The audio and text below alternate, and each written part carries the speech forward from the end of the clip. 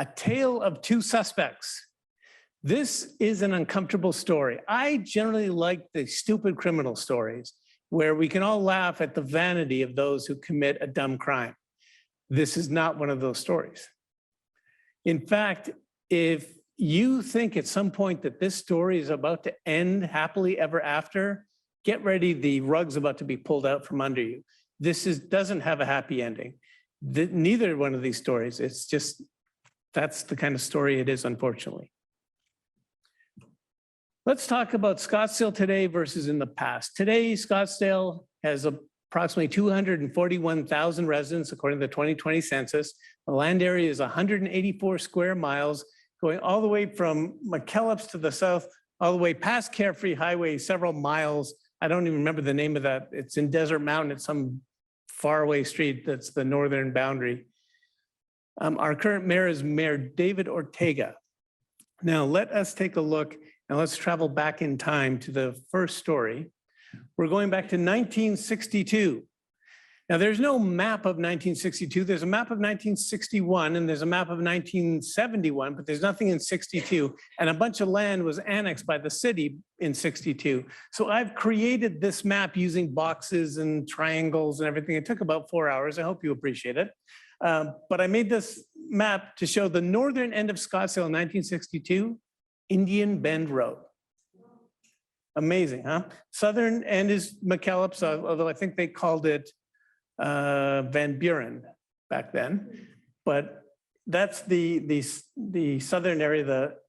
It did go all the way to Pima, but you see it's only a small part. Chaparral to McDonald went to Pima Road. And then the eastern part only went over in the southern part. It's kind of like a contorted city back in 1962. Our mayor is Bill Schrader. He was a town councilman, a city councilman for 2 terms, and a term back then was 2 years.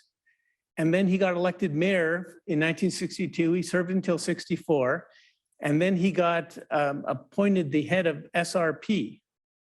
And he continued to be the president CEO of SRP until 2006.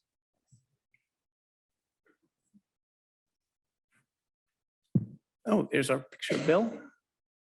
Now let's look at some cultural touchstones so that we know, get our minds back to 1962. The winner of the Academy Award for the Best Picture for a movie that came out in 1962, Lawrence of Arabia. It beat out The Longest Day, Meredith Willson's The Music Man, Mutiny on the Bounty, and To Kill a Mockingbird.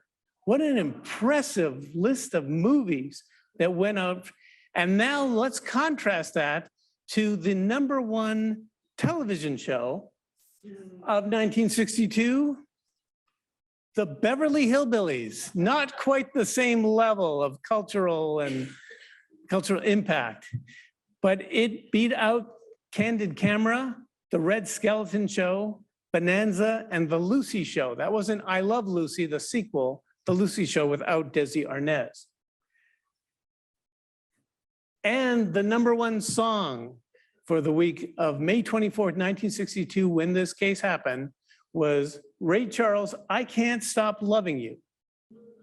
And I don't know if you noticed this, if you're here at the beginning, when I first turned on the music, that was the second song, was Ray Charles' I Can't Stop Loving You. The first time I presented this and it got to I Can't Stop Loving You, 2 people in the audience said, ugh, like they didn't want to hear that song. It was pretty funny. I love Ray Charles.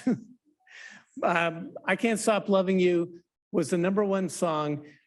1962 had so many incredible songs. For example, what came out in that year was The Twist by Chubby Checker, Duke of Earl by Gene Chandler, The Locomotion by Little Eva, Sherry by the Four Seasons, Return to Sender by Elvis Presley, The Monster Mash, perfect for yesterday, by Bobby Boris Pickett and the Crypt Kickers, and Big Girls Don't Cry, the first big hit of the Four Seasons.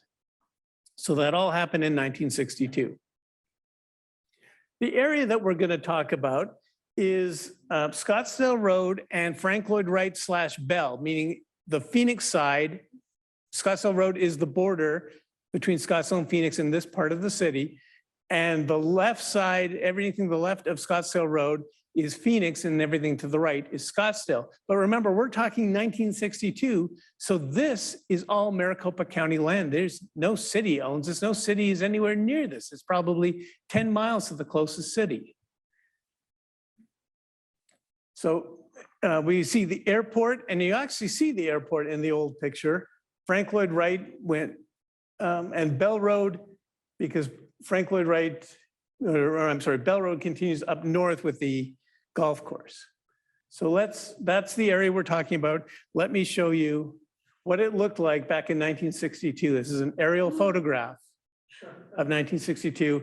There's essentially no homes, except you can see a few like ranches and things in the Phoenix side. And on the bottom right, you see the airport, because there was an airport back then. The airport was built for World War II to be the Thunderbird Airfield 2. If you're familiar with the restaurant Carrabba's Italian Restaurant at Scottsdale and Frank Lloyd Wright, when I first did this presentation in March, I said, that's where the area we're talking about.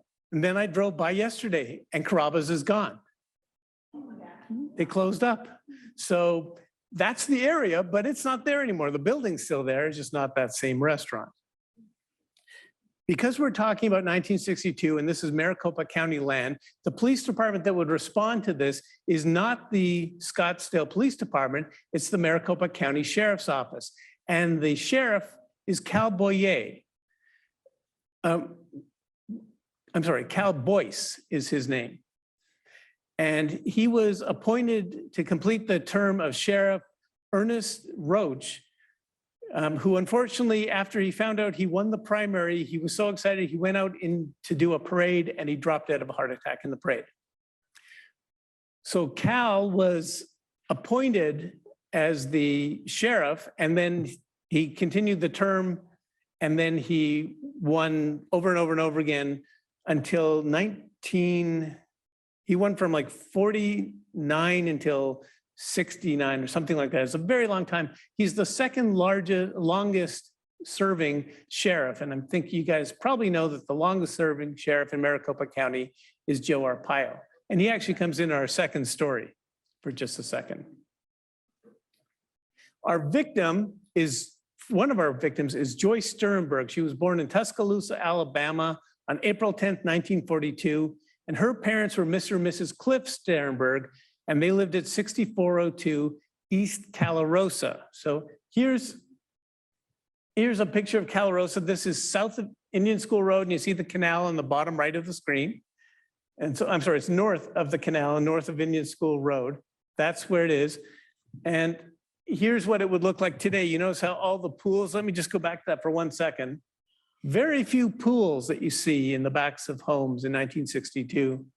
Lots of homes, or lots of pools that you see in the back of homes today.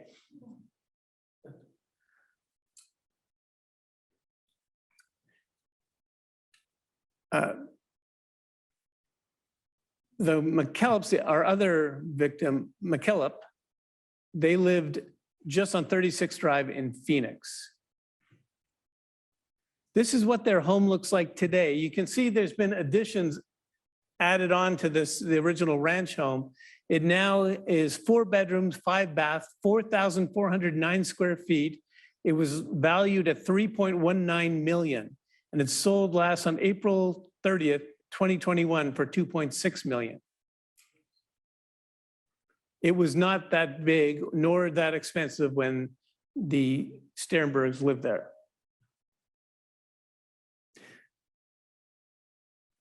So Joyce Sternberg graduated from high school. This is her high school photo, by the way.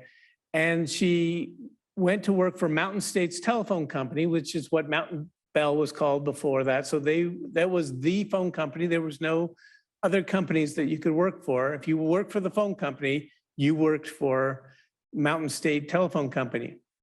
She met a man named Tim McKellips. They were the same age, and he worked as a substations operation worker.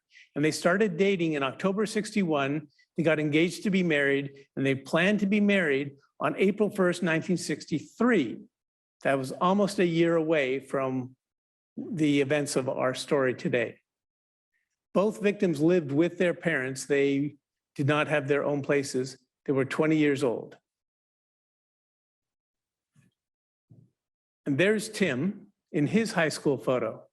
Now, their last date, they went to Fashion Square Mall. And before we just pass over that too quickly, let's pull back the curtains for a second and have a little planned tangent about Fashion Square Mall. Now, we can see what Fashion Square Mall looks like today at Scottsdale Road, going to the right, Camelback Road, going to the left, making a V. I'm doing this picture in this view for a reason, because I found a picture of what it looked like in the 50s from very close to this view. So I just want you to see all the development. You see the canal will be there. The canal is probably the only thing that looks similar to this next photo. Here's what it looked like. This is a picture taken in approximately 1958. The picture was taken on the day of the Scottsdale JC's rodeo. And they used this area of where we call Fashion Square Mall. They used this area from 1957 to 1961. That was far enough out of town that you weren't going to disturb the town folks too much. If you had these crazy rodeos way up north in the desert. Now let's move ahead to 2 years. This is 3 years, 1962. This is now Fashion Square Mall has been taken over from the JCs. Let me point out a few things to you. On the bottom right, you see the standard filling station. That's going to take a bit of the story. It'll be about that. The first building built in this area was the Bayless grocery store. And if you read Paul Messenger's wonderful articles in the Arizona Republic, he did a whole thing about how risky and how courageous it was of the Bayless grocery store to build and be the first thing to go that far north, to be north of Camelback Road. And it was just crazy to go that far when you could have put it in town. But they built it out there. Next to it is the Ryan Evans Pharmacy or drugstore. It also had a soda fountain. Next to that was Goldwater's, and it had just been built when this photo was taken. And probably was the reason the photo was taken, was to show Goldwater's. Goldwater's was eventually purchased by Robinson's May in 1986, and then it was purchased or amalgamated, whatever, by Macy's in 2006. And that's Macy's then moved to a different part of Fashion Square Mall and it became a Barney's. Today, the closest thing to where that site is the Apple Store, but the Apple Store is much smaller than what Goldwater's was. But there's other places up there. If you look up in the top left, there was a bank, another bank. So I don't know if one was a credit union, one was a bank. I don't know if one was the Arizona Bank and one was Valley National Bank, and they were just so close to one another. But in between was Edward L. Varney and Associates. Edward L. Varney was a Frank Lloyd Wright trained architect, and he built two pretty well-known structures that are still around today. One of them is the turn on.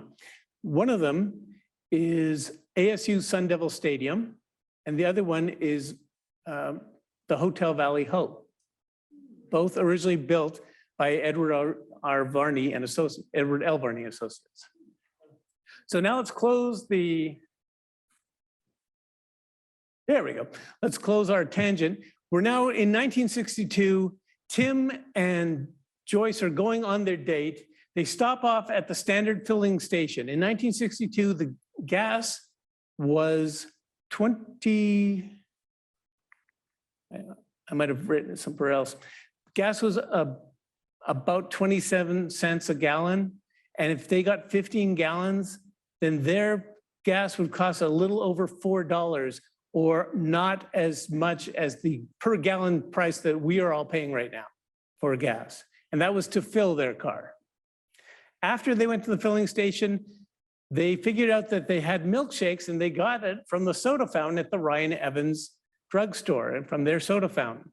And that was part of the whole case, is they're trying to trace them down and where did these milkshakes come from? And they finally figured out it was from the Ryan Evans drugstore. And then the next day, there was some boys on the street waiting for a school bus at Scottsdale and Bell Road / Frankwood, right? And they saw a car parked out on the desert, and there was 2 bodies, and they saw some guy working on the highways, and they said, "Hey, buddy, there's 2 bodies over there by the car, and they haven't moved since we've been waiting." And he said, "Well, thanks, I'll take care of it." And he flags down Maricopa County Sheriff's deputies who were on their way to a sheriff's range to go to practice shooting. And they end up telling them to go and check these 2 bodies out. And that's where they found Joyce and Tim's bodies in front of Joyce's car. Now, this picture is just like one of my favorite pictures of Scottsdale historical connection. So I threw it in this here. This is not taken at Scottsdale and Bell Road. This is actually Scottsdale and Indian School. This is a little bit to the south of Indian School Road around First. And that's based on, if you look above the boy with the blonde hair on the right, second from the right, there's a building. And based on the years that building was built, we know this photo was somewhere between 1910 and 1930.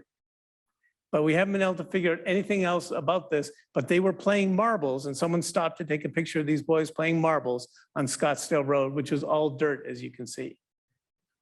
So instead of just putting up a mock-up photo of a couple boys, I decided to use one from the Scottsdale Heritage Connection that I love. So when the investigation, they took this, they did a drawing of it. So here you see Scottsdale Road, Bell Road, and Bell Road ends at Scottsdale, and it says dirt path on desert. There's no real continuation of Bell Road. And then you see the victim's car up at the top. Then there's a female body, male body, and then lower beneath that is a female body, and it has approximately 300 feet off Scottsdale Road, 7 feet between the 2 bodies. And they have pictures of certain things that they found. A purse, a wallet are there. And here's a photograph of what the crime scene looked like. This is where I have blanked out the bodies. The one on the left is Joyce, and the one on the right, I believe, is Tim. The car on the right is the victim's car, and on the left, all those other cars are sheriff's. Now, I'm not trying to insult the Maricopa County Sheriff's Office, but today you would never put cars that close to the victim, to the crime scene. They would be like half a mile away, and this would all be encircled in crime scene tape, and no one could have got there to take that photo.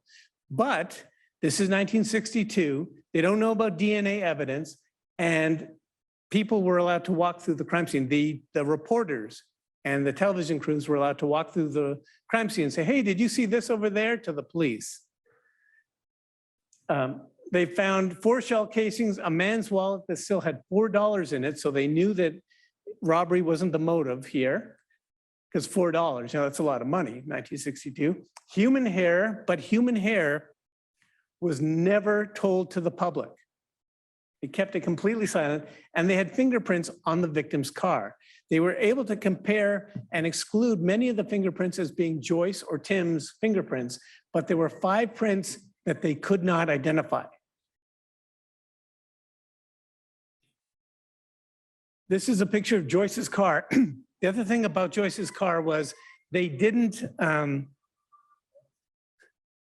let me tell you what they would do now if they had a car like this. If it was May and it's hot, they're not going to process it out in the desert. They're going to get a tow truck, going to pick up the car, take it to a police lot, put it into in a bay, secure it, and then the crime scene investigators are going to go through that vehicle in shade because it's 100 and whatever degrees in May.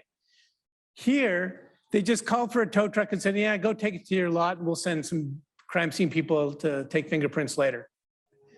So today we would have had a police car following the car, not back then. So they checked it for fingerprints, and they found a few, and it was a 1959 Chevy Impala. It was white with a red stripe. And the fingerprint technician who took the prints didn't submit all of them to the FBI because a palm print, they didn't know what to do with a palm print. And some of the fingerprints, unless you had the prints from a person to compare the prints that you found, a human eye just couldn't do that. That's something that computers were able to do later on, 20, 30 years from that point. And they found these shell casings, and they were able to search the shell casings, and they found it was a 45 caliber. So they started checking every 45 caliber they could. Anytime anyone was pulled over anywhere in Maricopa County, if they found a 45, they ran it for ballistics. Must have done hundreds, thousands of them, never came up with a match. This is actually from the Arizona Republic from May 26, 1962. The victims,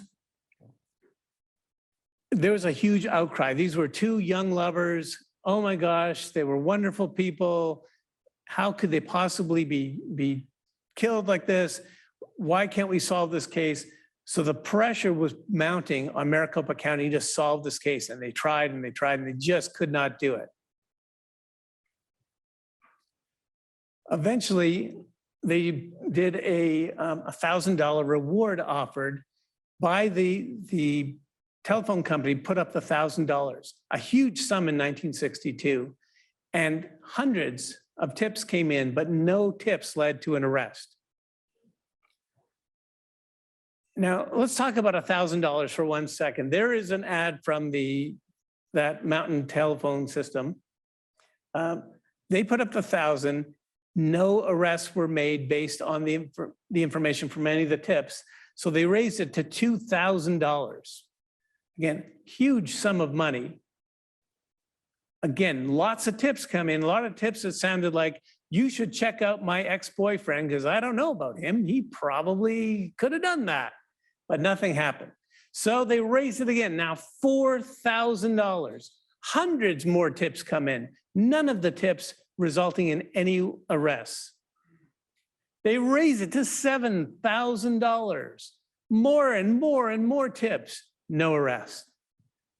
$10,000. Now, we really, let's just put it this way, we're recording this, and for future posterity, so I can explain how much money $10,000 was in 1962. Let me show you something. In 1962, the average rent was $110 per month.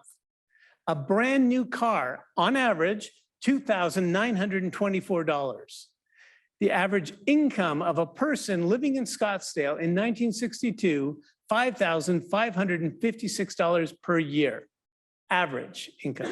The average house cost, $12,500. So if you had 10,000, that was 80% of the cost of a house.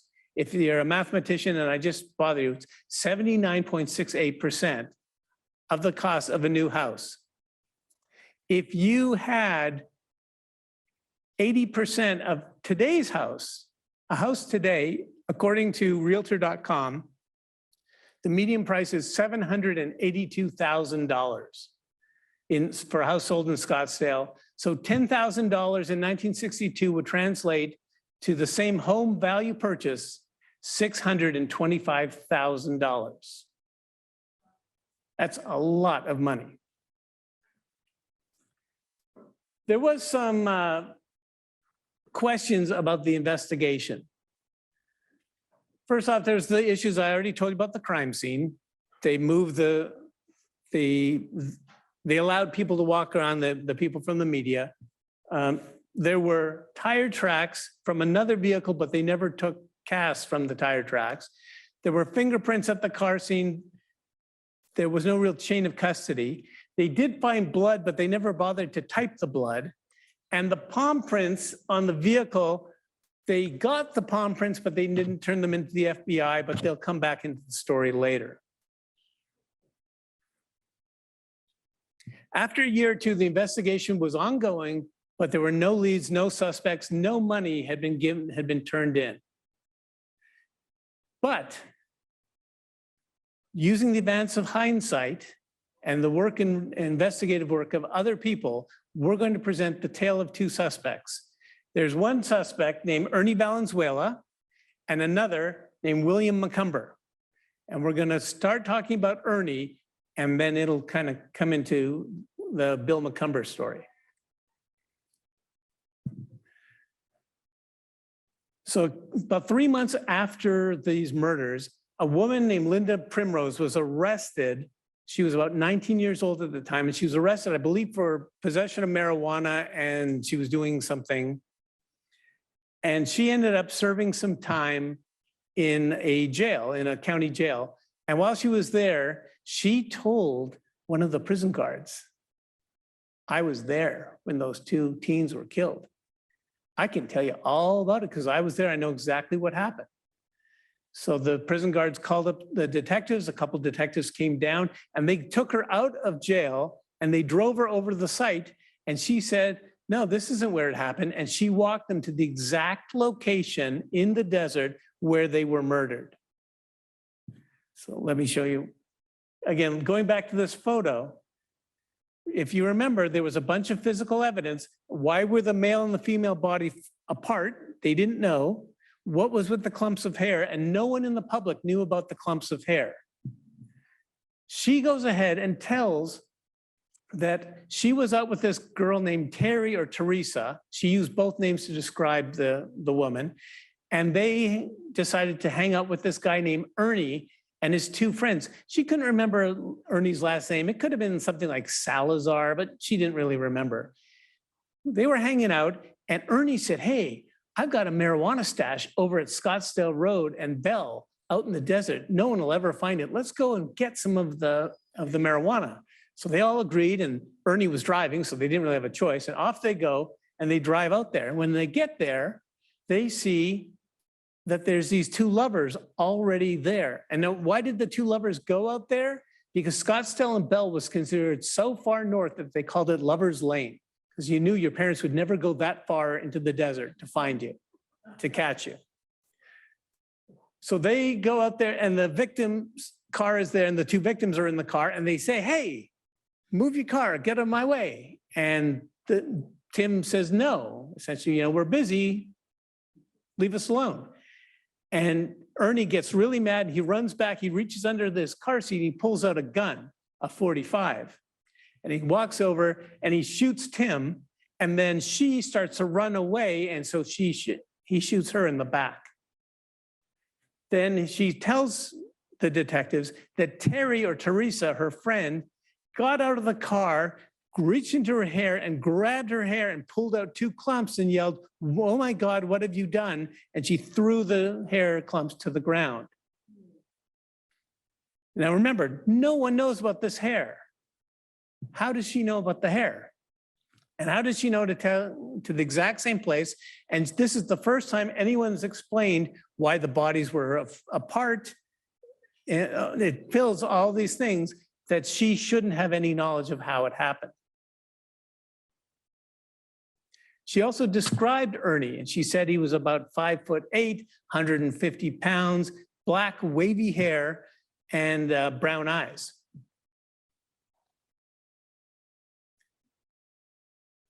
And she worked with a police artist, and they came up with that sketch of what Ernie looked like. You're going to see that photo in a few minutes. It's quite remarkable, as you'll see.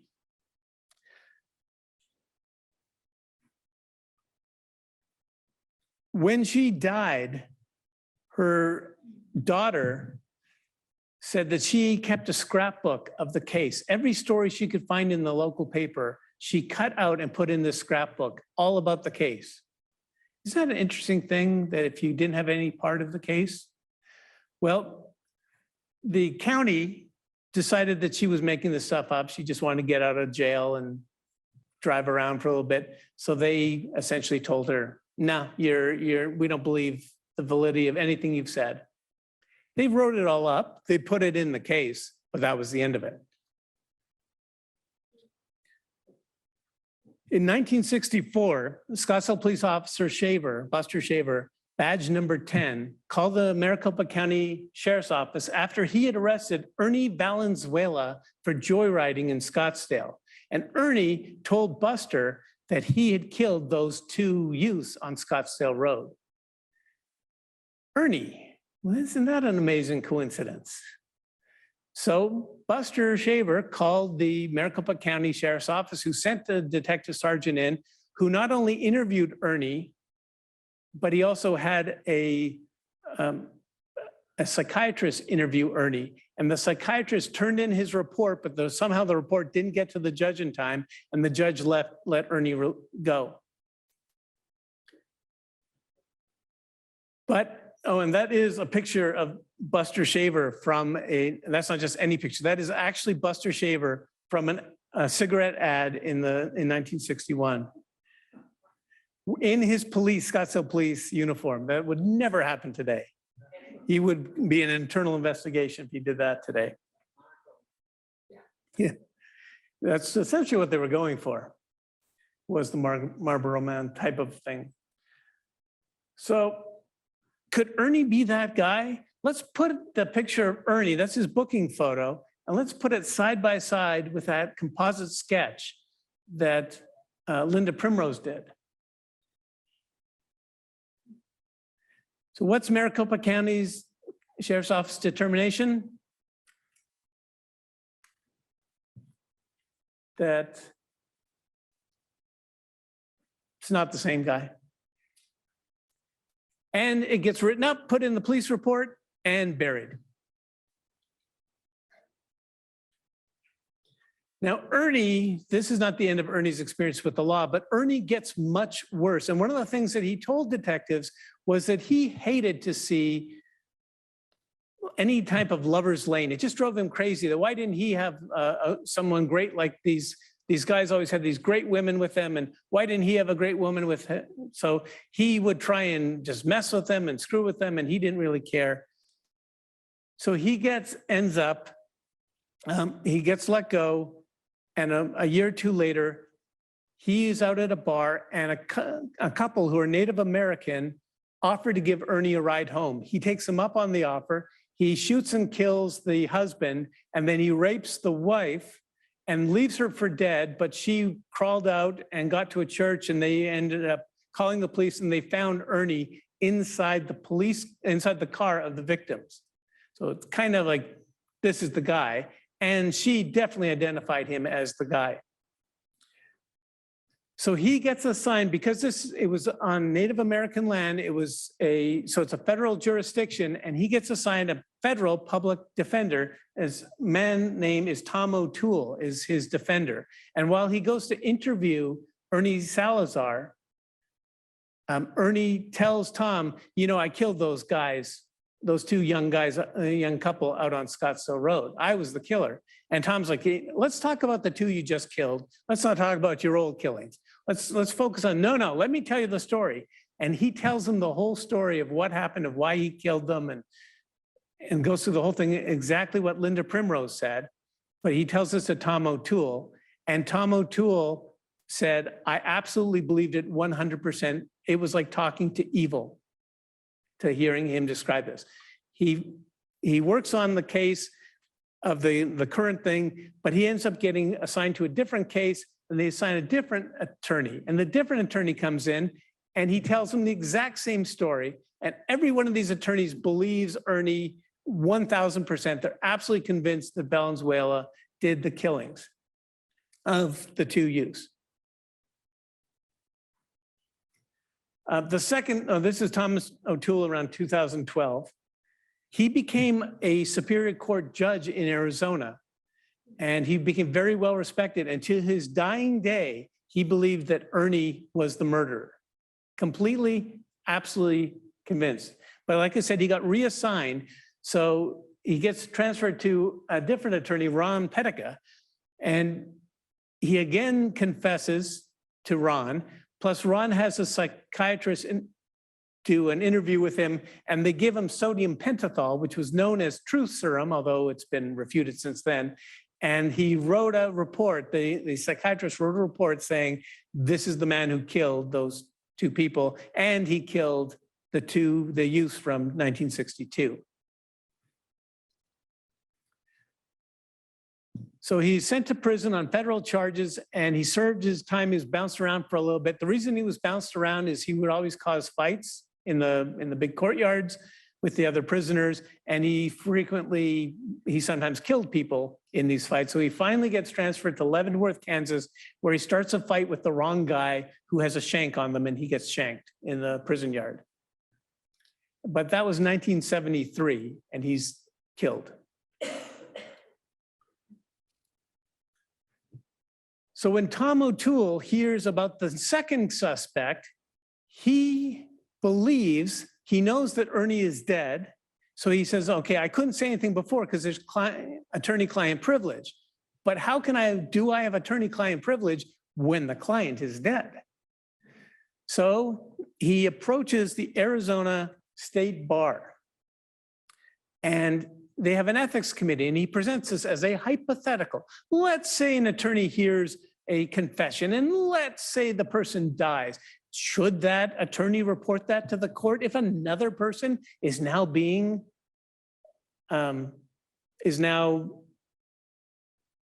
to be potentially the person convicted of that crime? And the state bar's ruling was that not only should that attorney, but they were obligated as an officer of the court that they had to report that. So based on that, he gets involved in the next case that we're going to talk about in just a minute. So Maricopa County never pursues the case against Ernie Valenzuela. They never connected Linda Primrose and Ernie Valenzuela. All of that was done after the fact by investigators from the Arizona Justice Project. It never happened at the time. Completely left out. So here's some questions for you. Could the witness accurately identify a person if they made it up? Could they do a composite sketch that matched the suspect? Could they find the exact location? Could they know about things that the criminal, only someone who's there could possibly have known, having a reason for the hair, and even to know that there was hair when that was not reported to the public? There's a lot of questions that makes you think, I just wonder. But because Ernie was never connected, he died, and he was never part of that case. So now let's switch for a second to Bill McCumber. Now remember, Ernie's confessing to anyone who will listen to him that he is the murderer. Bill McCumber never confessed. To his dying day, he never confessed to this. But Bill McCumber wasn't even on the radar screen until a weird thing happened in 1974. Bill grew up in Davenport, Iowa. Let me show you. And he moved to Arizona with his family, and he met this girl, Carol Kempfert, in Phoenix. His brother first started dating her, but the brother found her too clingy. So he broke up with her, and Carol started dating Bill. And here's a picture of swashbuckling Bill back then. So Bill was 6'7", the tallest person in his family by several inches. You'll always be able to recognize Bill. He's usually a head taller than anyone else in a photograph that he's going to be in. They start dating. He had been in the Army. He got out of the Army. Everything seemed to really click between Carol and Bill, and they fall in love and they decide to get married. So here's a picture of their wedding day on July 20th, 1961. Just under a year before the murders happened. After they married, they bought a house on 3317 West Wethersfield. Wethersfield is just north of Cactus Road. So this is far out in West Phoenix. And he quickly became a leader in his neighborhood. People would start to call him over to the house if they need help with anything, whether it was building, lending a tool, need help with something. He started doing Little League with his children. He became the president of the Little League. He wasn't just finished with that. Maricopa County at one point had to do a search in the desert for someone who got lost, and they didn't find them fast enough for Bill's liking. So Bill organized what he thought would be 20 or 30 people to become an auxiliary unit of the sheriff's department to do searches. in the desert.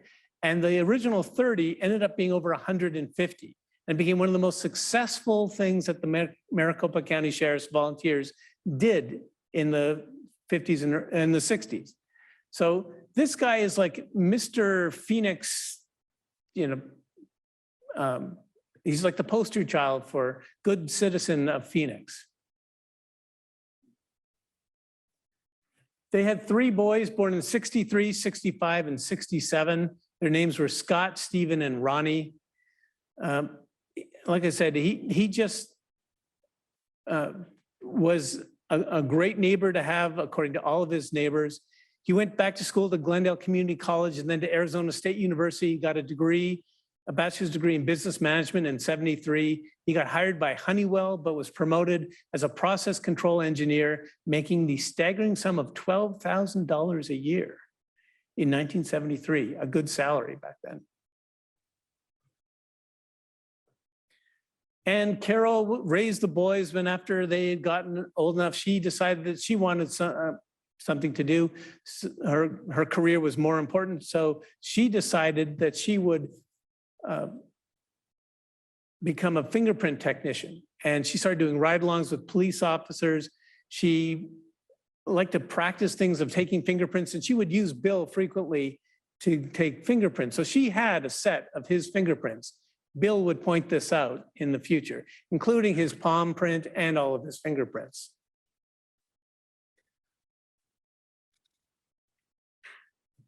Around 1974, their marriage was ending. Things were not working out. Bill believed that Carol was having affairs with these police officers. Carol absolutely said it was not true, and she was just tired of this crazy guy with all these made up things he was always talking about. So she decided she moved out and left the 3 boys to Bill to raise, and she got an apartment in Phoenix with one of the Maricopa County employees who was a secretary, and the 2 of them lived there. And so Bill's by himself, he's raising the 3 boys, he's working, he's doing all the volunteer stuff, and there's 2 phones in his house. He's sitting in the family room one night, this is in May 1974, and the phone rings. So he goes to the back into the kitchen where he reaches for the phone, and a shot rings out and lands right above his head. So he runs out and he grabs a gun as he's running out. He kept a gun near the door. He ran out and he shot over the heads of the people that he heard scampering over the fence. And he heard, "Oh, shoot." And he said, "As much as I know my own name, I know Carol's voice. That was Carol.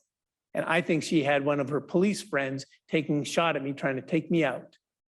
So he calls the Phoenix police. Phoenix police calls Maricopa County because it's a police employee that he's accusing. So an internal investigation is started.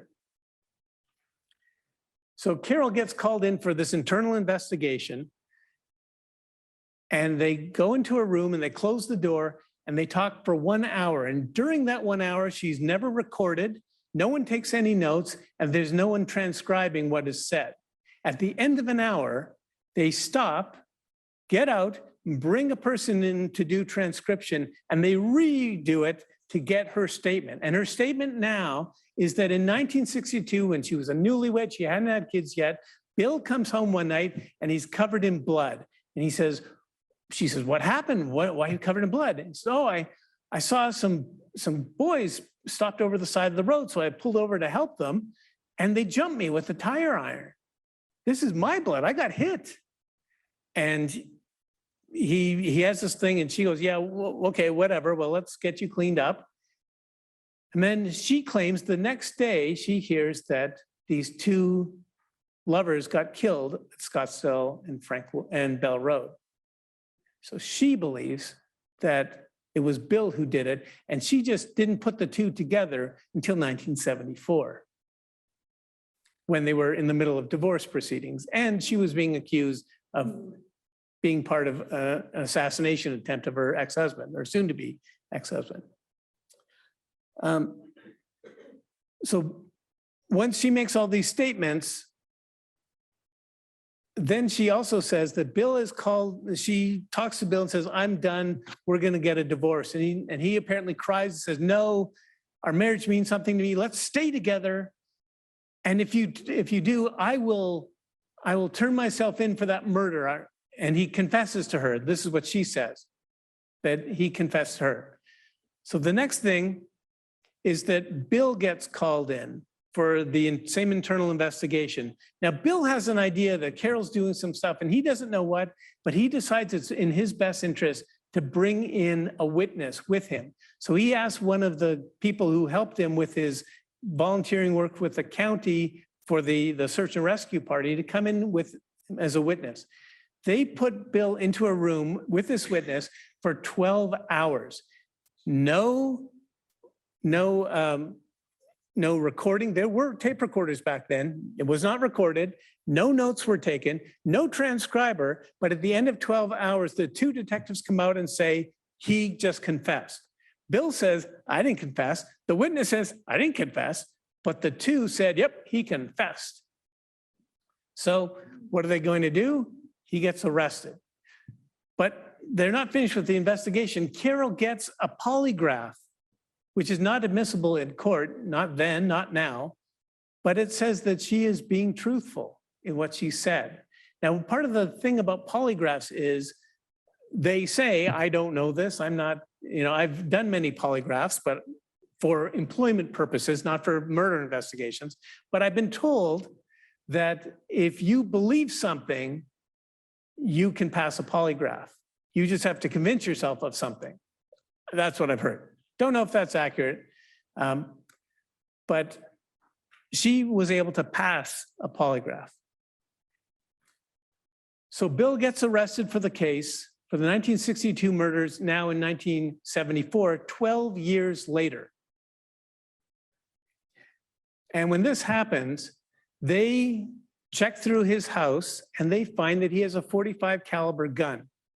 And when they check the gun, they find that the stock has been changed and the barrel's been changed, but there's some scratches on the inside, and that the Maricopa County crime lab says this is the weapon that was used to kill Joyce and Tim. They match the shell cases.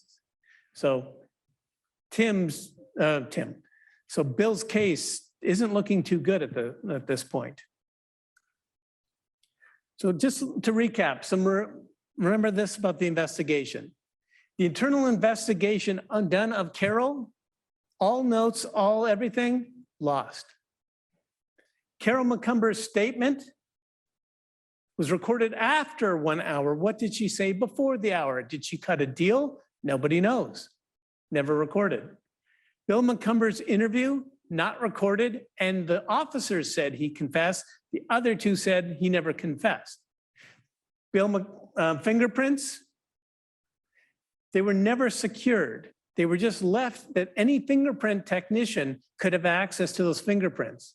And what was Carol? A fingerprint technician. So she had access to the fingerprints that suddenly, miraculously match up with Bill McCumber 12 years later. Well, Bill hires an attorney and they're not too concerned because, first off, their case is built on, they have the attorneys for Ernie Valenzuela who've come forward and said, we will testify to say Ernie Valenzuela is the murderer.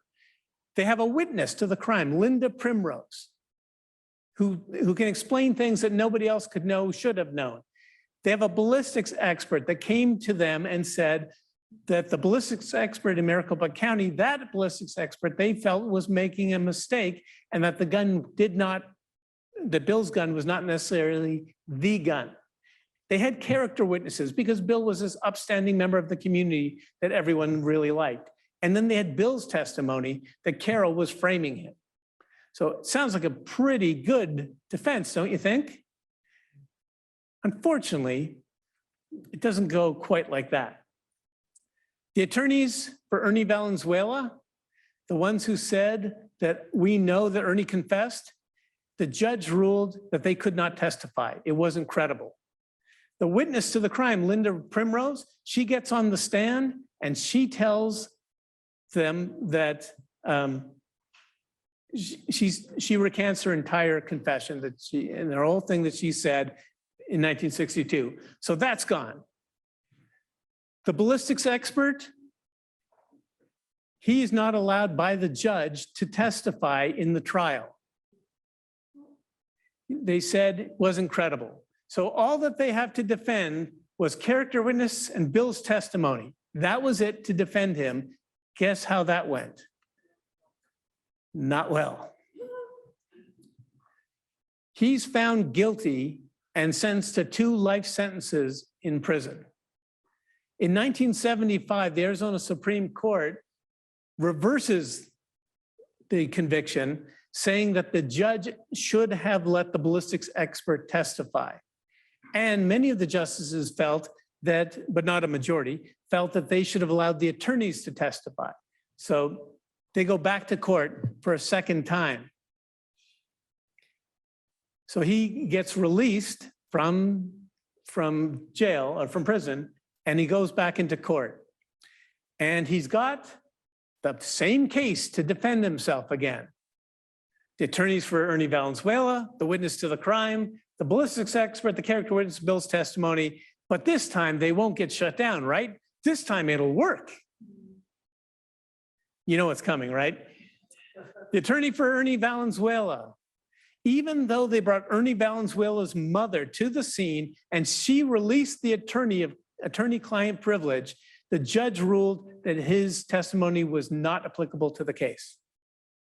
So, attorney for Ernie Valenzuela, never allowed to testify. The witness to the crime, once again, gets on the stands and says, I made that all up. I was bored. I was just in a bad time in my life and I did dumb things. I couldn't totally recant my story. I made it all up. Now they wonder why she did that. Some people say that she was 19 when she did this stuff. She was 31, married and had children of her own when she went back, and maybe that was the reason that she did that. But her witness testimony, gone. She recanted. But they've got the ballistics expert. You remember the ballistics expert that the Arizona Supreme Court said the judge should have let testify. But the judge, after hearing him before, without the jury around, to see if it would be credible, he rules that he's not credible. And once again, the ballistics expert is off. He's done. The character witnesses came in and Bill's testimony. And guess what happened? Second time, 2 life sentences.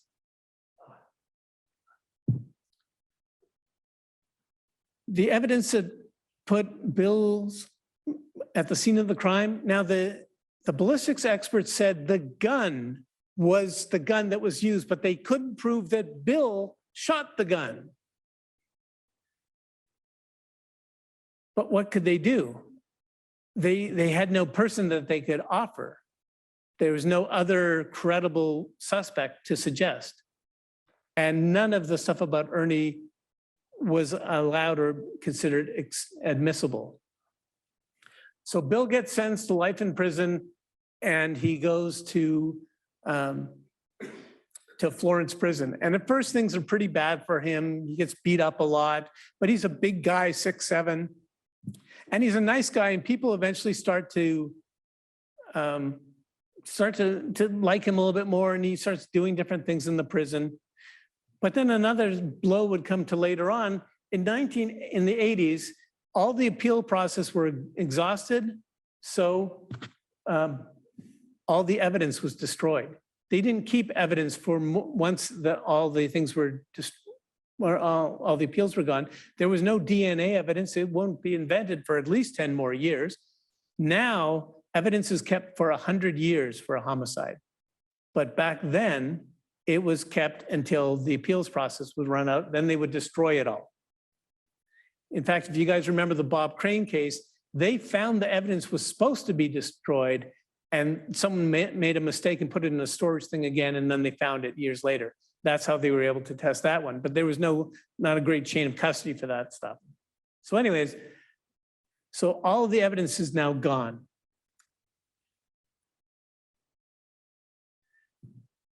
Bill starts just getting used to the prison system.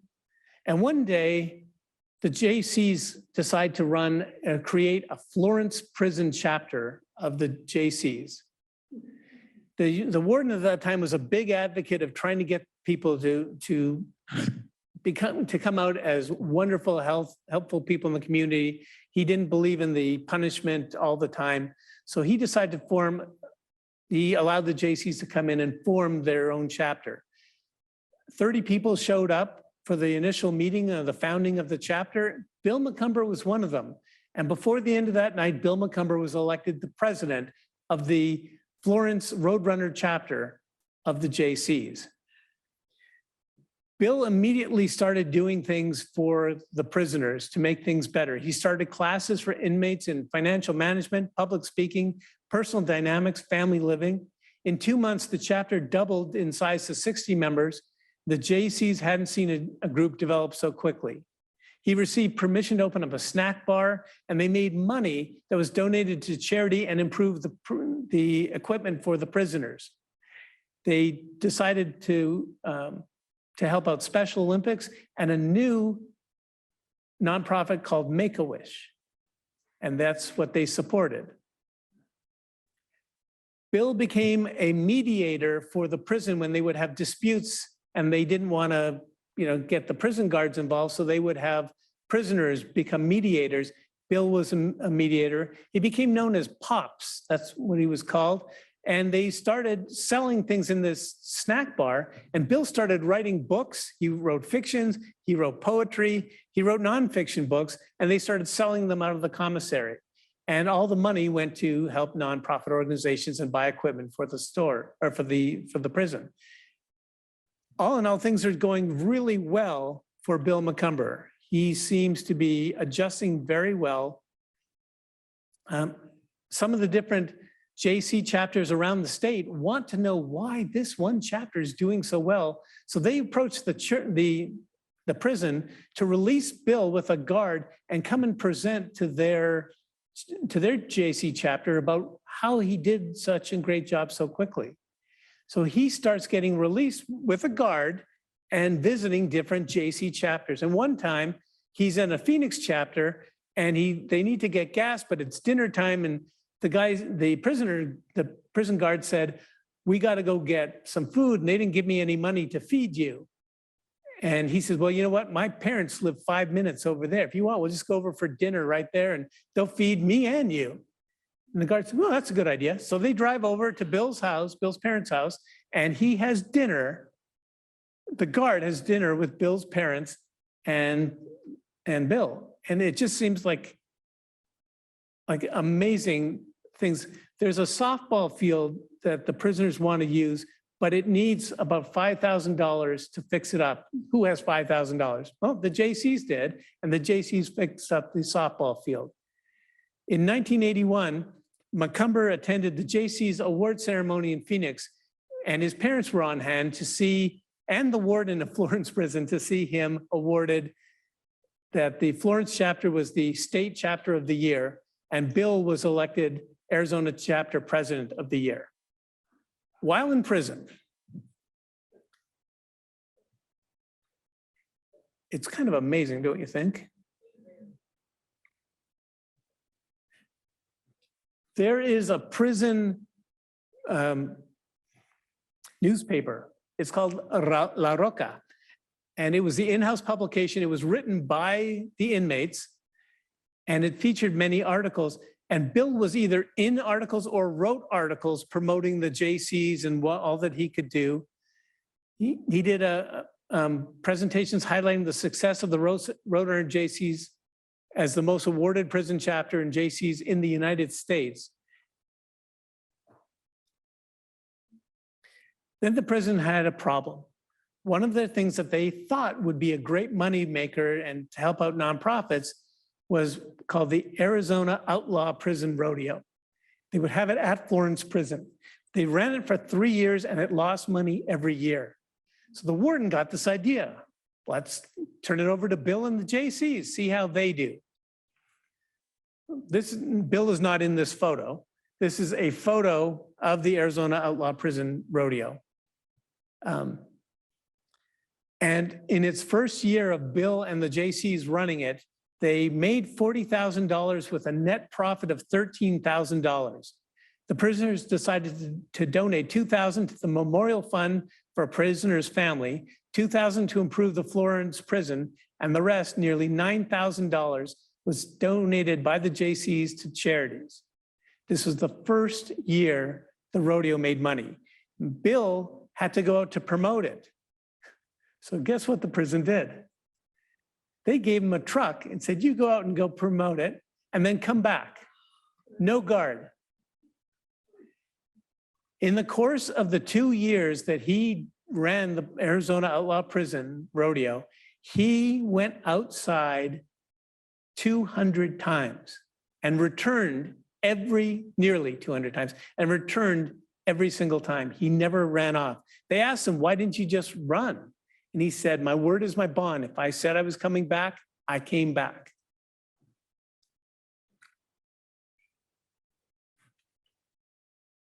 So again, the case against Bill McCumber, he's allowed to leave the prison almost 200 times and comes back, never tries to escape. Do you think this is an indication of his character and his integrity? Does this sound like a murderer? Remember what I told you, whenever you think something's coming, the rug's about to come out. Bill gets recruited to work for the closed caption, the television station of the Florence prison, and he quickly becomes the supervisor. These pictures are taken, on the left, the pictures from 1986, and on the right is 1987. You can see Bill is clearly the tallest guy amongst all the people.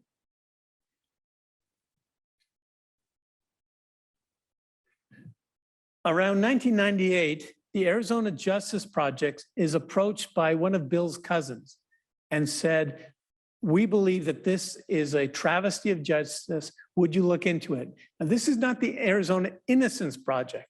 An Innocence Project uses DNA evidence to prove that a person didn't commit a crime.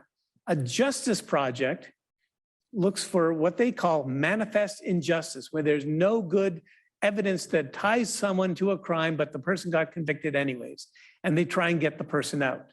It was founded in the 90s, 1992, by a man named Larry Hammond. And he gets first a letter from Bill's cousin saying, you need to look at this case. They look at the case and they decide to work on it. They assign a seasoned attorney, a seasoned investigator, and 2 or 3 law students from ASU to work on Bill McCumber's case. In all this time, Bill has no contact with Carol or his 3 sons. He writes them letters all the time, never hears from them. Carol, first off, moved out of state, so he didn't know where to write to them anymore. And Carol wouldn't have allowed any letter that got to them to stay there. She would have ripped it up. So one of the interesting things is they interview all the friends that Carol hung out with in the 70s. You know, remember she was accused of having affairs, and Bill said, I think you're having affairs with these police officers. They found these police officers, and one of the student lawyers would say, you know, we heard rumors that Carol was having affairs. Do you think that's true? And the people would say, oh yeah, that was true. And they say, well, how do you know? Like, is this just scuttlebutt you heard? And the officer, retired officer would say, no, I'm one of the people she was having an affair with. I know for fact she was having an affair. But she passed a polygraph saying that she wasn't having affairs. But there's like 10 people saying, oh, she was having affairs. There's no doubt about it.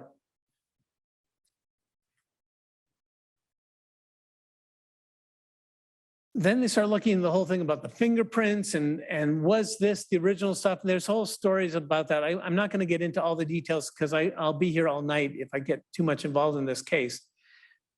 But when they went to interview Carol, Carol essentially told them that she would have nothing to do with them and get off her property. But when they went to interview her roommate, if you remember, she moved out from and lived with the roommate. The roommate said, oh, we were both, yeah, we were going after married men. We were having a great time. It didn't matter to us.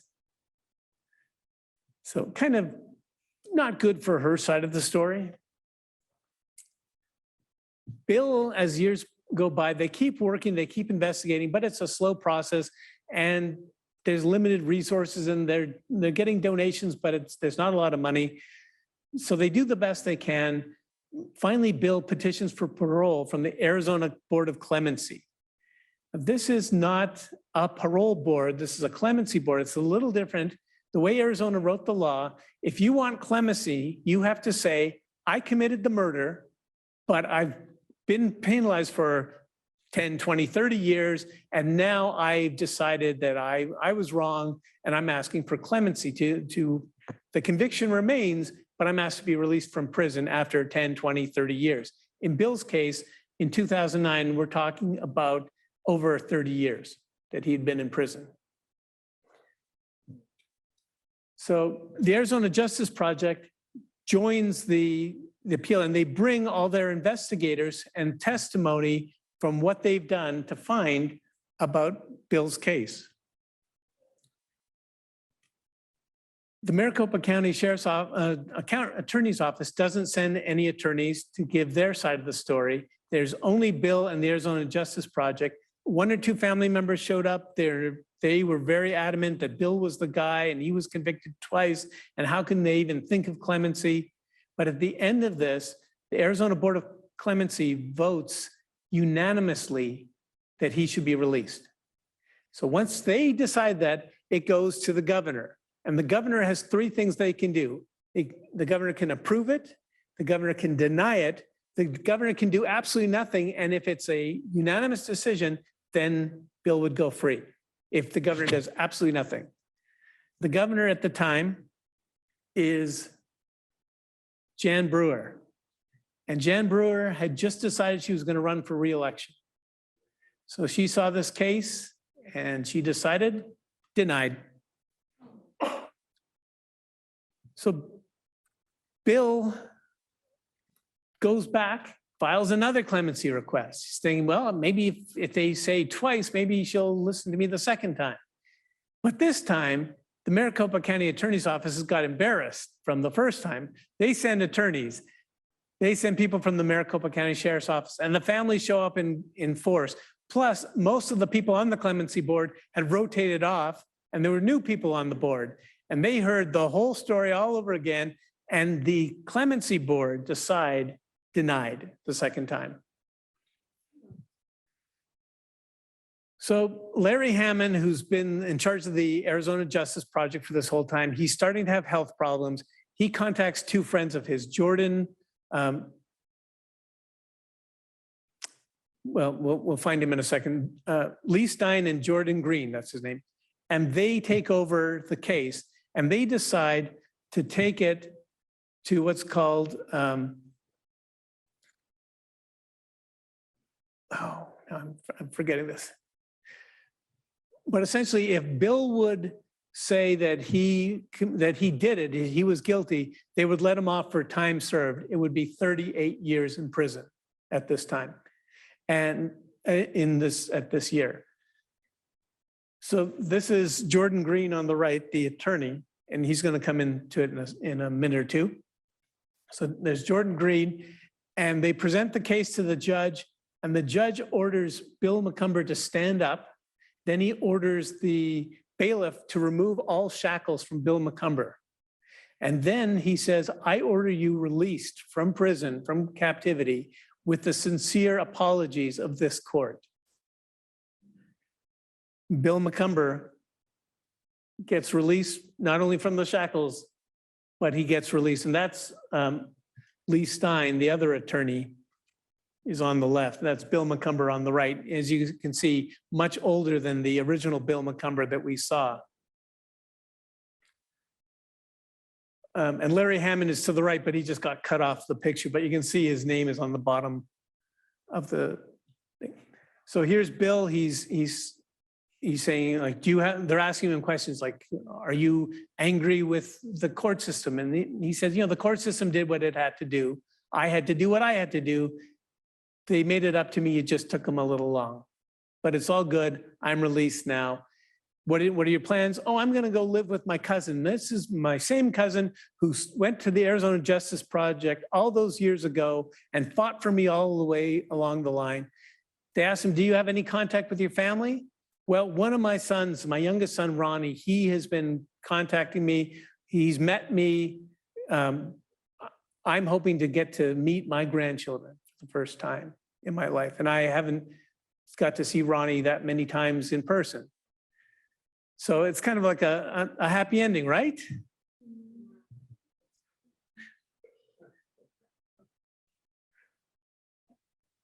About a year after he gets released, his cousin, who's living in New Mexico, and Bill's living in New Mexico with the cousin on this ranch, dies.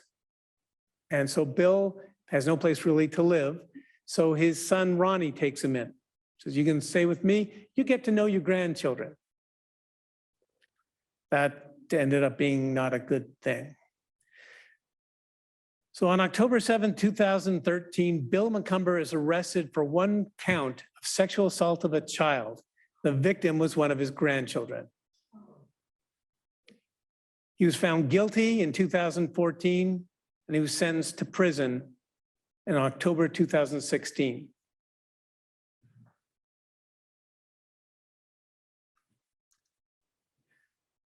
So back in January, in the middle of the Omicron variant, I contacted these attorneys. That's Lee Stein up at the top and Jordan Green at the bottom on the right. That's me.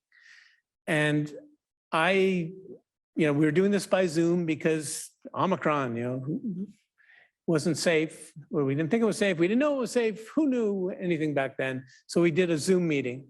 And I talked to both Lee and Jordan. And I said, I got to tell you, I'm a little confused about this whole thing. I'd like to think Bill was innocent, but I don't know. I'm going to be presenting this to people, and they're going to have to make up their own mind. What would you tell them if you were here? And Jordan said, oh, I can tell you exactly what I tell them. If you don't know, if you don't have an opinion one way or the other, then the prosecution never did its case. And then you have to rule as a juror, not guilty. I said to Lee, do you have, has this case affected you at all? He said, this was probably the most proud moment I had as a lawyer. This is why I went to law school, to right a wrong that was so apparent to me. And I said, but what about the conviction? And he said, it wasn't the Bill McCumber I know that got convicted. Well, I didn't want to stop it with just hearing one side. I wanted to hear the other side of the story. So I reached out to the Scottsdale Police Department and I talked to the crime lab. And I said, hey, do you guys know anything about this case? And they said, well, actually, we were just talking about this case with the guy from Mesa. Call him. So I call the guy from Mesa, and he sends me this whole thing from a guy named Luke Haig, who was the ballistics expert called in at the second clemency trial. So on March 10th, 2022, I met on Zoom with Luke Haig. He was in his office and I was in my office, and we talked about the case.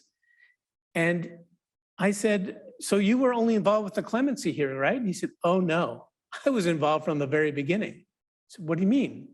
He said, I was called as a witness. If their ballistics expert ever got called to the stand, I was the next witness to refute his statements because I knew he was making it all up. I said, can you tell me how you knew he was making it all up? He said, I used to work for the Phoenix Police Department crime lab. And one day I was sitting around, I was brown bagging, I was eating my lunch, I was doing some typing, and a guy walks in. And I knew that guy because I've seen some of his articles in shooting magazines. And he asked for a tour of the crime lab, and he asked Luke to explain to him how they matched up a gun to the bullets and how they knew it was a match. So Luke explained it to him, he thanked him, and he left. And then a couple of weeks later, this guy was now an expert witness saying that he was going to refute the testimony of the real ballistics expert. So Luke Haig knew this was, he felt, a fraud, and he felt it was an attempted fraud on the court. So he was ready to come and testify. He was there at the first trial, never called. There at the second trial, never called. Called for the clemency hearing. He was there and he testified. And when he testified, he made up a representation of the 45 to explain to the jury, and he still had it, and he pulled it out and he showed it to me. That's the picture of him holding it right there, and explained how he knew that this was undoubtedly the gun. He couldn't prove who pulled the trigger. He just said, this is the gun. I know it 100%, this is the gun. And Jordan and Lee said that they didn't think that that was real science. He said it is absolutely 100% science that this was the gun. So both sides. Who's guilty, who's innocent? Did Carol frame Bill? Did Bill kill Tim McKellips and Joyce Sternberg? Was it something in between? It's really up to you. You have to decide, because I don't think anyone really knows. Everyone has the opinion depending on what side they're on. People always ask me, so I throw this in, where are they now? So Joyce and Tim are buried at the Greenwood Lawn Cemetery at 2300 West Van Buren Street. They're buried side by side at the request of both families. Larry Hammond continued at the Arizona Justice Project, and he was a senior attorney for the Osborne Maladon law firm. He founded the Arizona Justice Project. He was the president until he died in 2020 at the age of 74. He died of a lengthy illness right before the pandemic was declared.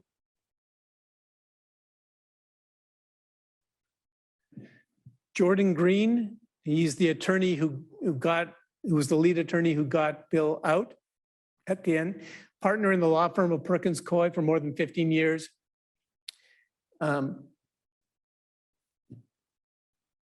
And he was the lead counsel for the post-conviction relief petition. Lee Stein is a partner in the law firm of Mitchell, Stein, Carey, and Chapman. He was the counsel with Jordan Green for Bill McCumber's post-conviction relief. And after the death of Larry Hammond, became the president of the Arizona Justice Project, which all those people do that as pro bono volunteers. The Honorable Thomas O'Toole, this is the judge who was the defense attorney who Ernie Valenzuela confessed to. Then he tried to testify at both trials and was not allowed to. He continued as a very respected judge in the Arizona Superior Court, and he died in 2016 at the age of 78.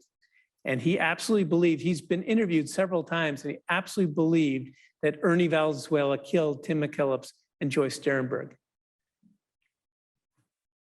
Bill McCumber died of emphysema in a Colorado prison in 2016 at the age of 81. No family, no friends were with him at the end. Carol Kempfert is 79 years old, living in Washington State. After the trial, the original 2 trials, Carol took the kids, went to Colorado. She became a deputy in a local sheriff's office in Colorado. And all of her children changed their last names to Kempfert from McCumber. And then she ended up in Washington State. And like I said, 79 years old. They don't know if she's ever had contact again with the youngest son, Ron. From the last time she was interviewed or allowed herself to be interviewed, she hadn't talked to Ron. In 2012, a book came out called Manifest Injustice by Barry Siegel. It's a 400-page book. It's fascinating. All the things that I told you is a sliver compared to this book, because this book, it's just, your head goes kind of boom when you hear all the different things about this. It came out right after he got released, but not but before he was arrested for the sexual assault. If you don't want to read the 400-page book, Manifest Injustice, which, by the way, I highly recommend, great book, and you can get it at the Scottsdale Public Library. Check out Dateline. Do a Google search, Bill Macomber Dateline, and you will find a lengthy story. There's Bill being interviewed by one of the guys from Dateline. It was Secrets in the Desert, November 17, 2013, about the Bill Macomber case. This is Dateline's Keith Morrison interviewing most of the parties, including Bill Macomber, Carol Kempford, Bill's son, Ron Macomber, fingerprint technician, Jerry Jacob, attorneys Lee Stein, Jordan Green, Larry Hammond. It goes on and on and on. It's a very thorough thing. It's definitely slanted. This case is definitely, this and the book are both that he was innocent, just so you're aware, if you have an opinion. Are there any questions before we go on to the next one, or did your head explode? If the questions don't come now, are there any virtual questions? No virtual questions. Okay, yes.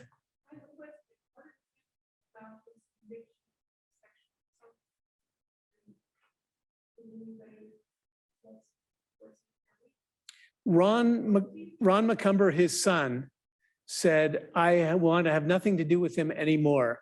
I don't believe that he killed those two in 1962. I believe my mother set him up, but I don't believe that he's innocent because of what he did to my daughter. So no one would testify on his behalf. There was a lot of evidence against him, and he was found guilty quite quickly.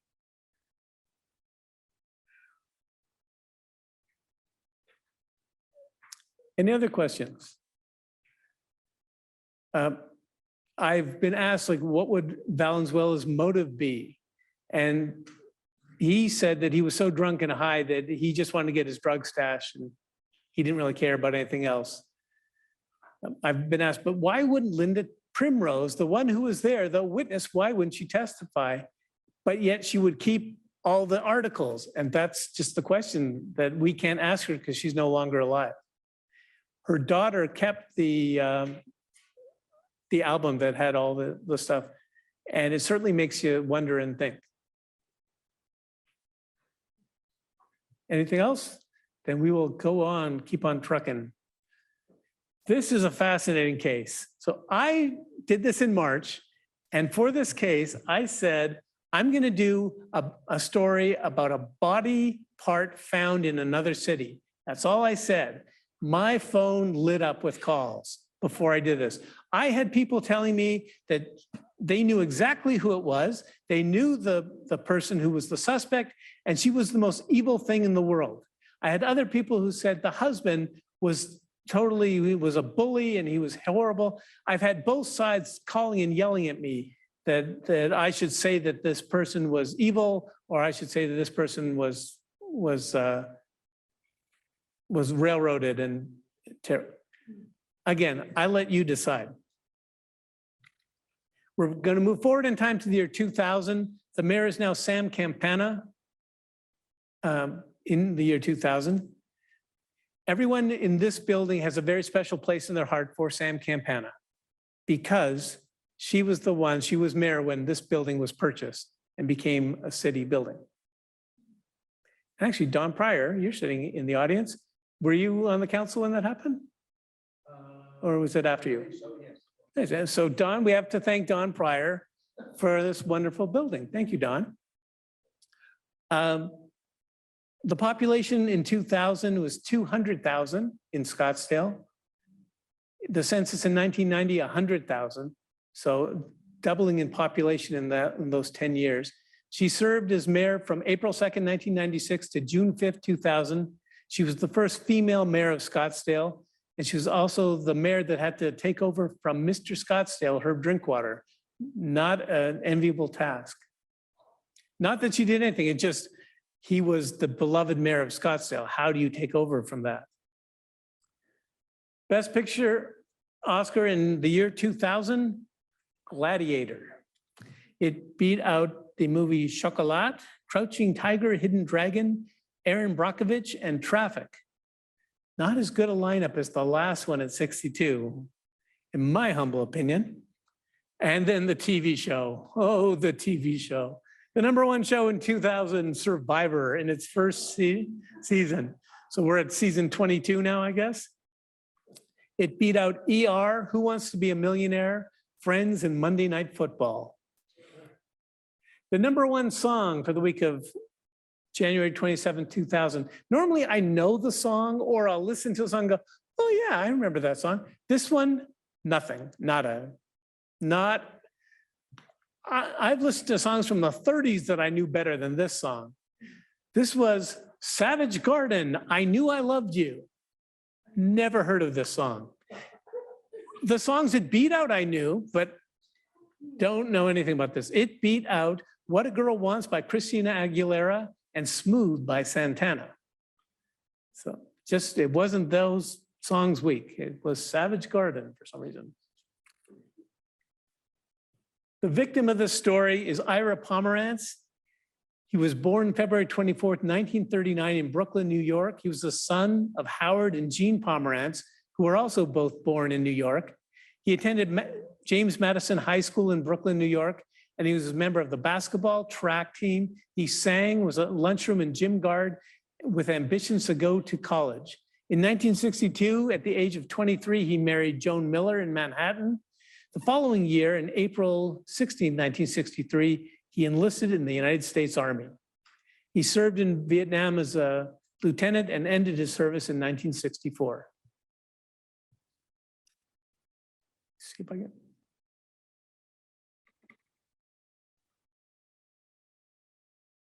They had 3 daughters, and Ira and Joan eventually divorced.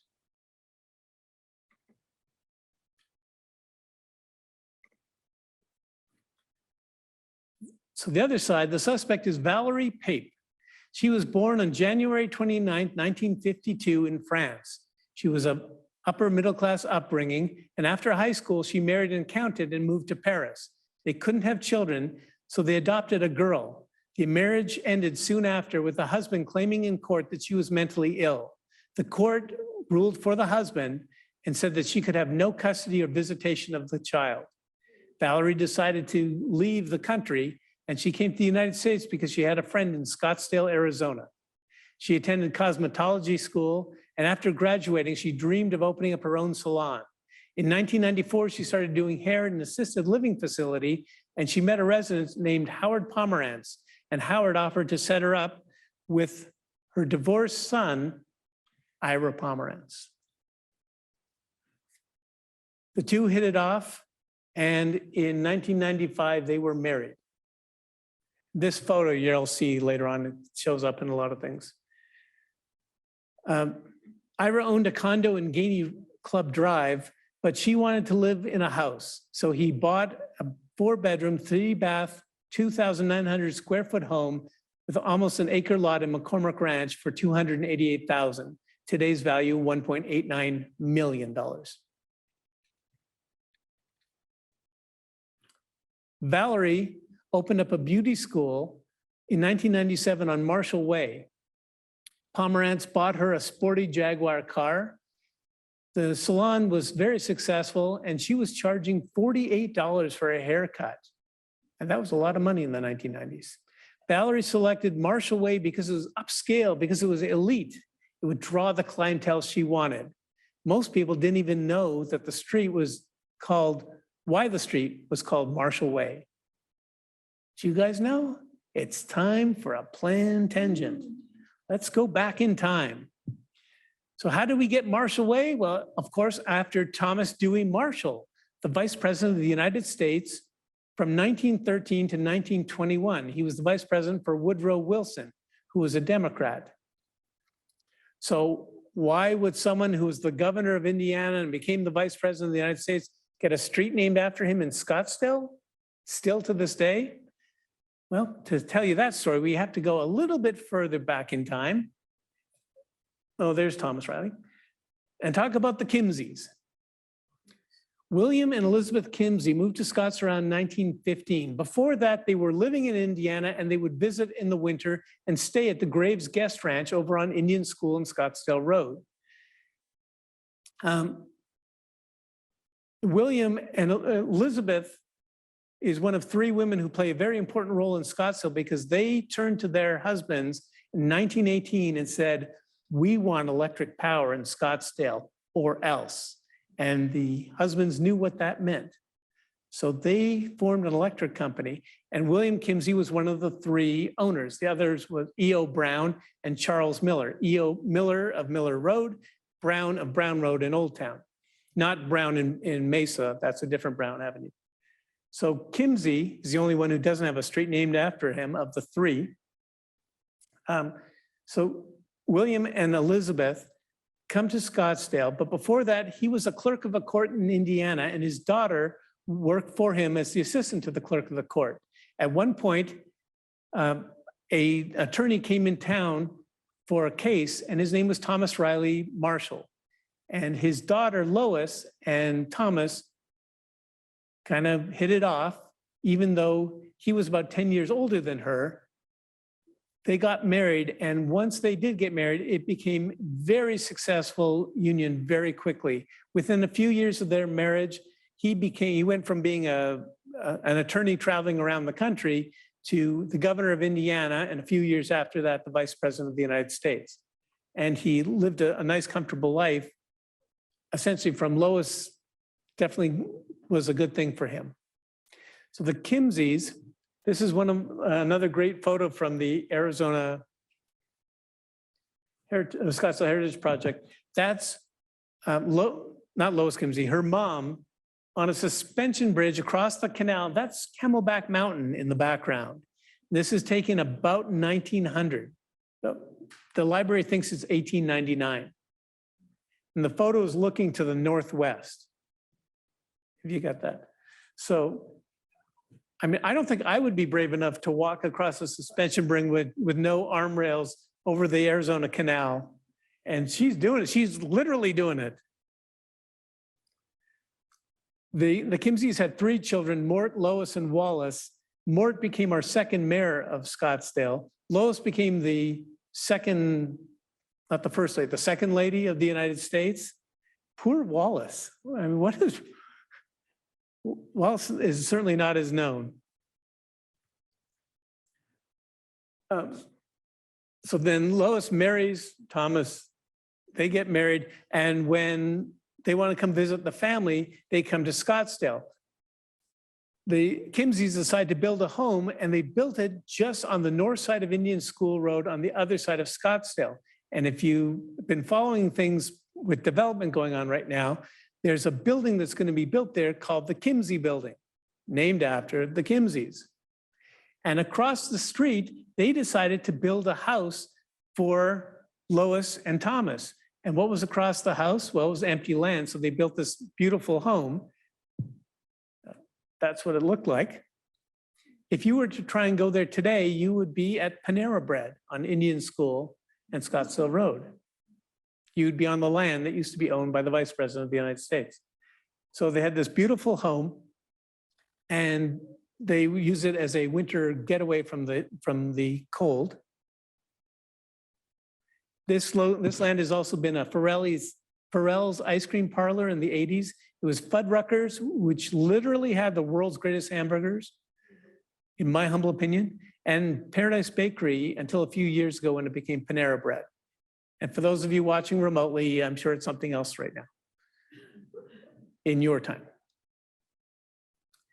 One day in October 21st, 1917, Maricopa County they were in the middle of World War I, they wanted to do a big bond rally, and they had the Vice President of the United States in Scottsdale, and they were all in Phoenix, so they decided to ask him to come to Phoenix and do this bond rally. And he said essentially, no, I'm busy. You can come here and do the rally here in Scottsdale, but I'm not going all the way to Phoenix. Dirt roads, nah. So on October 21st, 1917, Maricopa County declared Thomas Marshall Day in Maricopa County. And they had several hundred people. They estimate over There were approximately 500 people in Scottsdale living there in 1917, and there's 300 people who came from Phoenix. So quite a nice turnout. And the address is 7145 East Indian School Road. So enough of the tangent. Let's get back to the story. There's some problems with Ira. He's having some problems with finances. So he decides to do a quit claim deed, and he deeds his property over completely to Valerie. Some people said this, he might have been trying to hide some assets in case there was a bankruptcy. There was claims that there was a third wheel in their marriage, that there was a friend of Valerie's named Michel Sauvage. He was from France, and Ira said that Michel and Valerie were having an affair, and Valerie said Michel was there to protect him from Ira and his rages. He also, he meaning Ira, told his friends that he had invested $100,000 in her business and would go bankrupt soon if she didn't start paying him back. He told friends that he was planning to file for divorce from Valerie. Valerie decided after some incident that she would go for a restraining order. But did she go for a restraining order in Arizona? No. There's no such thing as a restraining order in Arizona. In Arizona, it's called an order of protection. Courts don't give restraining orders. Sorry, that's one of my little OCD things that drives me crazy. If you watch that on TV, you're watching someone, probably the writer was from New York, where they have restraining orders. We have orders of protection. An interesting thing that a week after she gets the order of protection, she goes back to court and asks it to be quashed, saying they've reconciled. But then she does an interesting thing. She goes out and she purchases a reciprocating saw, which according to an owner of a hardware store is used for demolition work because it can cut through pipes and strong materials. The owner of a hardware store said you could cut through just about anything with one. And they cost between $100 and $250 and $2,000. And no one could quite figure out what Valerie needed with a reciprocal saw. What did she have to cut? Well, Pape was then seen behind a Bash's dumpster in Mesa. She pulled up in her car, her Jaguar that Ira bought for her.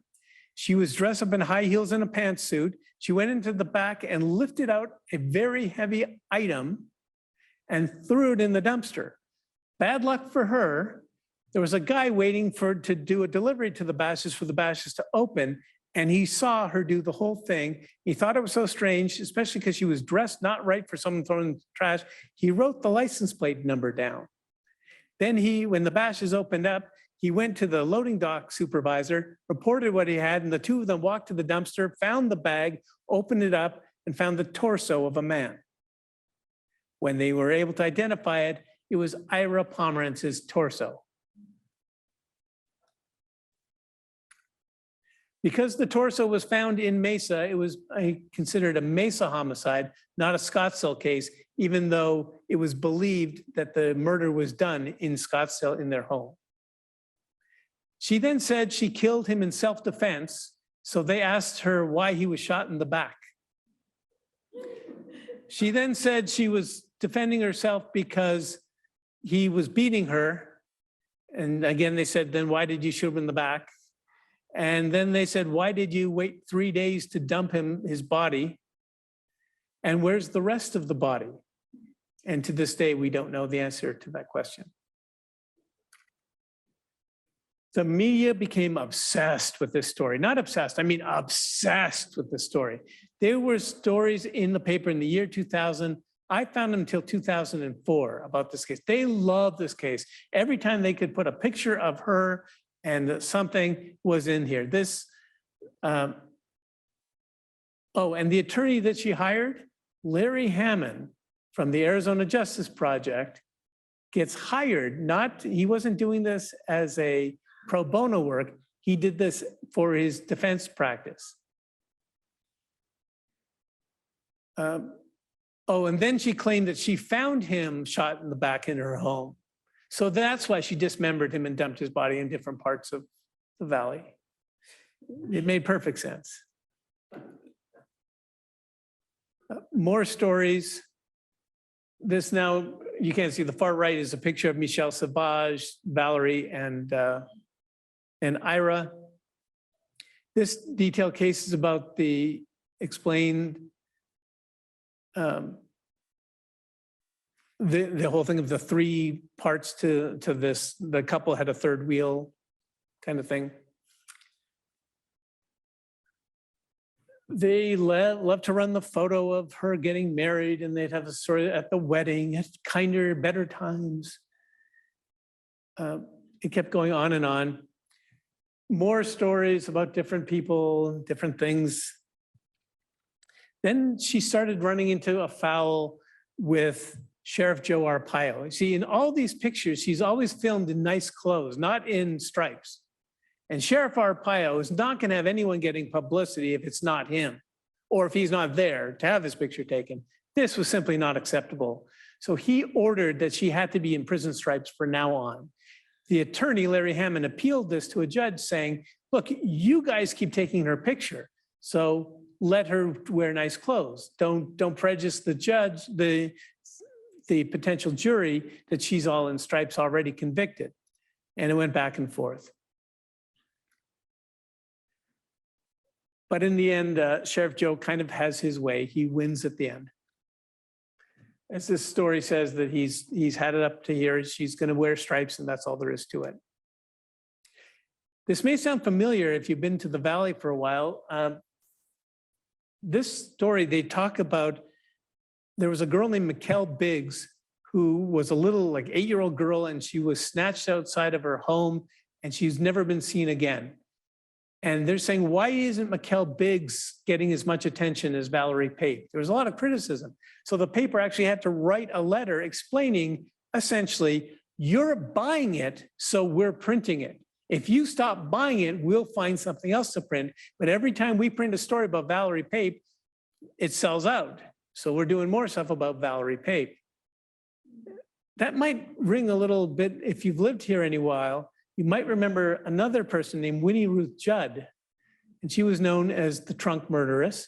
She allegedly killed her two best friends, chopped up their bodies, put them in a trunk, and then took the trunk to Los Angeles, where she was going to dump it in the ocean, but she ended up having you have to read the book, it's quite fascinating, but she ends up not doing it.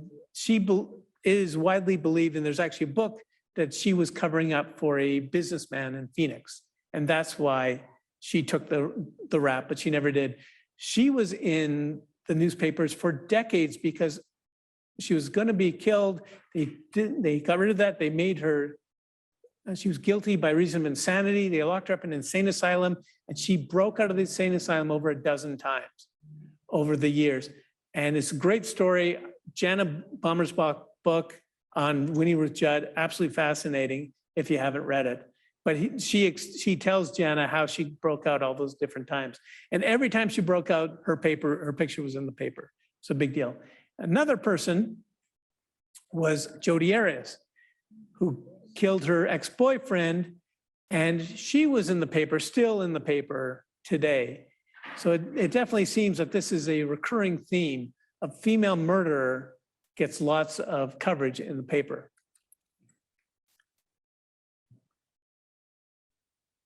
While in Maricopa County Jail, she was visited by the French consul, Claude Prunier. And I got a call, again, before the first time I presented this, and it was from Claude Prunier's daughter.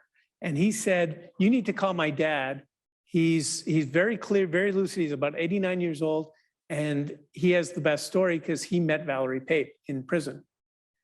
So I called him up, and he was very great. He was very gracious. He talked to me. It was a lot of fun to hear the French accent. And he told me that he was visiting her in prison, and his job as the French consul was to visit any French national. And when you're there, you ask, do you want me to tell anybody in France that you're in prison? Are your rights being upheld? Do you need anything? And he didn't meet her in a normal place. He met her where lawyers met, which was protected by plastic, but there was a hole so you could pass paper. And he passed some paper over to her and she touched him. And he said it was like he got an electric charge over his entire body. He thought he just touched evil. That was his opinion. I also got a call from the lady who worked as victims' rights advocate for the Scottsdale City Court when Ira went to dispute his order of protection and said that Ira was the most vile, vicious, mean, horrible person in the world, and that she believed that Valerie was just probably covering up for somebody else who did the murder. Valerie was found guilty and was sentenced to 16 years in prison. She did admit finally to shooting Pomerantz, but she said it was a domestic violence situation. She pled guilty to second-degree murder, but she would not tell where the rest of the body could be found. It was believed that the judge would have gone much more leniently if she had told where the body was, but she didn't. So for second degree, she got 16 years. A few years after that, there was a motion to have her return to France to fill the sentence. And that was turned down because the family felt that she would just end up being released in France. So once she was released, she was immediately escorted out of the country and essentially told not to come back. And she's in France somewhere, couldn't find her. Where are they now? Richard Pomerantz was buried in Riverside, California, where one of his daughters was living. Michel Sauvage appears to still be living in the valley. He's about 81 years of age, maybe 82. 71-year-old, it says 70, but most likely 71 by now. 70-year-old Valerie Pape is an undisclosed location, believed in France.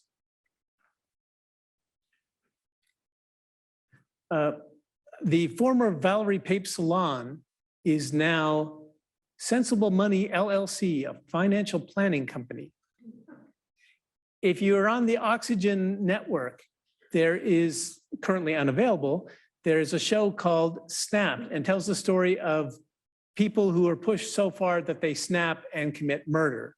And they have a story about Valerie Pape. It's in season 22, episode 6, and it aired on January 7, 2018. It's unavailable for free, but you can purchase it on the Oxygen channel for $2.99. And you can watch clips of it on YouTube. There's also another show called Match Made for Murder.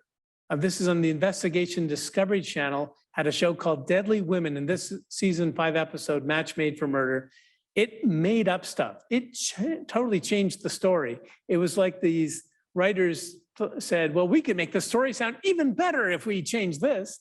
So they did. I do not recommend that show, but that, to be complete, that is an option.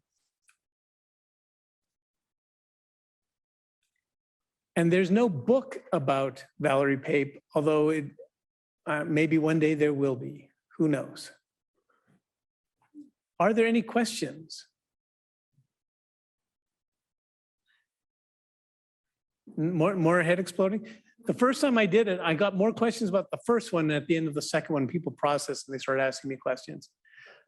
Sometimes people have asked me why Ira was born in California. That's because the daughter lived there. Why was Larry Hammond an attorney for Valerie Pape? Did he consider it manifest injustice? Well, we don't know if he considered manifest injustice, but he was doing it as a paid attorney. He wasn't doing it for the Arizona Justice Project. Isn't the daughter her daughter, not his daughter? The daughter's Ira's, right. Ira had 3 children from his first marriage. And one of them lived in Riverside, and that's where he ended up being buried. Should we know what happened to her daughter? Her daughter, no. Doing something in France, I'm guessing, but not a clue. Anything else? Well, then, thank you all very much for coming. I appreciate your time. I hope you enjoyed it. There's some more, going to be another brand new class, and it won't be all murders. The next one is all fun stuff about good people of Scottsdale. Thank you, virtual audience, for coming. Appreciate it. Thank you.